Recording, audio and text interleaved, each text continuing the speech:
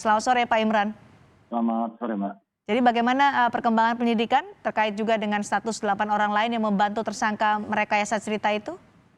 Baik, jadi untuk sementara kita masih menetapkan satu orang atas nama AI itu sebagai tersangka. Untuk yang lainnya, kita akan gelarkan apakah dia masuk di dalam pasal yang sama atau Undang-Undang ITE yang memberitakan berita bohong.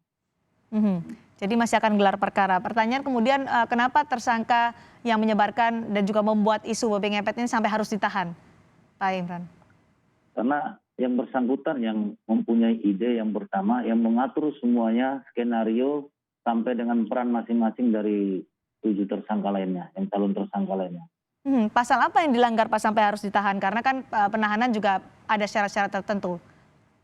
Kita menerapkan pasal 14 ayat 1 dan atau ayat 2 Undang-Undang Nomor 1 Mhm. 1946 tentang peraturan hukum pidana yang berbunyi barang siapa yang menyiarkan berita atau pemberitaan bohong dengan sengaja menerbitkan keonaran di kalangan rakyat dihukum dengan pidana penjara setinggi-tingginya 10 tahun. Hmm. Karena ancaman hukumannya 10 tahun itulah menjadi alasan polisi menahan pelaku ini. Ya betul, Pak. Oke, kronologi yang disampaikan oleh pelaku ketika ia merekayasa isu babi ngepet ini kepada polisi seperti apa, Pak? Apa motivasinya dan bagaimana ia bisa kemudian mendapatkan babi itu hingga menyebarkan isu itu kepada masyarakat? Jadi saya jelaskan, yang bersangkutan ini adalah pekerjaan tetapnya adalah pembuat sangkar burung. Hmm. Tetapi yang bersangkutan juga mengaji orang di sana, tetapi bukan pesantren ya, bukan Ya. pesantren, mengajar mengaji. Nah, setelah ada laporan dari masyarakat, seolah-olah itu banyak kehilangan uang, Mhm.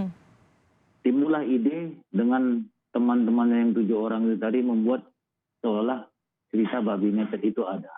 Jadi Hmm. mereka mempersiapkan urunan membeli babinya, tempatnya, siapa yang berperan sebagai pemotong, pengubur, yang memberitakan seperti itu. Hmm. Dari mana pelaku ini mendapatkan babi itu, kemudian bagaimana ia berpura-pura untuk menangkap bersama 8 orang temannya itu? Kalau babi dipesan melalui online, Mbak. Secara Dipesan online? melalui online seharga 900, kemudian ditambah ongkos 200.000.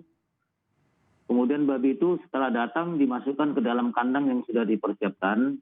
Oke. Kalau proses penangkapan itu hanya cerita mereka. Jadi Oh. tidak ada masyarakat yang menyaksikan bahwa mereka seperti yang diceritakan di berita hoax itu, Mhm. mereka tanpa busana menangkap, itu tidak ada. Itu hanya Mhm. cerita mereka. Semua hanya rekayasa. Alasannya Betul. apakah hanya sekedar ingin menjadi terkenal dengan adanya informasi atau isu viral ini, atau ada alasan lain, Pak Imran? Dari pengakuan tersangka hanya itu. Hanya pengen dikenal orang, dianggap, diakui bahwa dia bisa mempunyai ilmu untuk menaklukkan babi ngepet seperti itu, Mbak. Oke, karena isu ini berkembang viral, kemudian juga muncul keresahan warga, muncul juga kerumunan. Apa yang kemudian dilakukan selanjutnya setelah ada kerumunan yang sempat terjadi? Ini kan untuk menghindarkan juga klaster COVID-19, Pak Imran. Ya. Baik, yang pertama kami menghimbau dari Polres Depok untuk seluruh masyarakat itu jangan gampang termakan isu berita hoax. Mhm. Tanyakan kepada sumbernya. Apalagi ini kan bulan Ramadan yang berkah. Mhm. Nggak ada lah, ilmu-ilmu itu keluar itu nggak ada.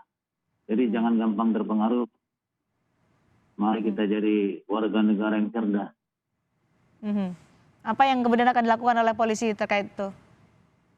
Ya kita tidak menindaklanjuti perkembangan kasus ini, nanti kita akan sampaikan. Oke, 8 orang yang membantu Adam yang melakukan rekayasa isu babi ngepet ini, sebenarnya perannya apa, Pak? Apakah besar atau nanti dalam gelar perkara akan dijelaskan lebih lanjut peran dan juga ancaman hukuman yang menjeratnya?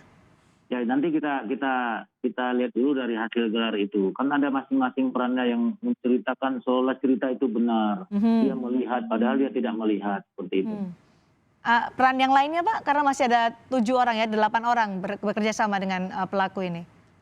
Yang untuk sementara yang itu, yang memberitakan berita bohong, terus masing-masing yang pelaku ini ada yang tugasnya memotong babinya, yang menguburkan, seperti itu. Jadi 8 orang itu nanti masih saksi berarti sekarang statusnya Masih. ya?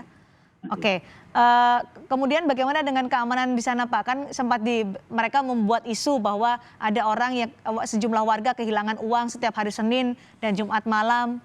Ini akan ditindaklanjuti seperti apa oleh kepolisian?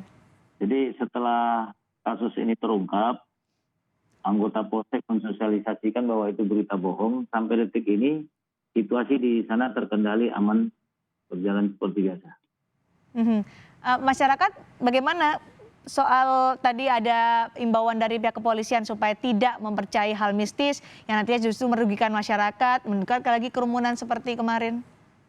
Ya setelah tahu bahwa itu hoax ya semuanya masyarakat baru sadar bahwa ternyata itu memang rekayasa. Mhm. Masyarakat baru sadar bahwa itu rekayasa. Tapi bagaimana sebenarnya karakter warga di sana karena begitu mudah mempercayai isu yang belum bisa dipertanggungjawabkan kebenarannya? Ya itu yang kita sesalkan. Masyarakat begitu mengetahui ada berita seperti itu malah ikut membesar-besarkan dan percaya bahwa itu benar kasusnya kasus babi ngepet. Gampang sekali terprovokasi. Membesar-besarkan seperti apa misalnya Pak yang Ya ada berdasarkan Pak? pertanyaan apakah percaya dengan adanya itu, masyarakat mengatakan ya kami percaya dengan kejadian ini. Nah seperti itu, jadi kan tidak melihat fakta-faktanya. Dan itu banyak ya Pak Imran? Ya masyarakat sekitar situ lumayan lah kemarin. Tapi sempat kita bubarkan karena berkumpul pengen melihat babi itu. Itulah kerumunan yang kemudian meresahkan warga ya Pak Imran. Supaya hal ini tidak kembali terjadi Pak Imran, selain imbauan apalagi yang kemudian dilakukan oleh polisi? Kami tetap menindaklanjuti perkembangan kasus ini nanti. Apakah nanti hasil gelar itu akan mengangkat tersangka lainnya, nanti kami akan sampaikan. Ada kemungkinan ke sana Pak, tersangka baru atau tersangka lain? Kemungkinan seperti itu. Baik, terima kasih Pak Imran Siregar berbagi informasi bersama kami di Kompas Petang hari ini. Kapolres Metro Depok Komisaris Besar Imran Edwin Siregar.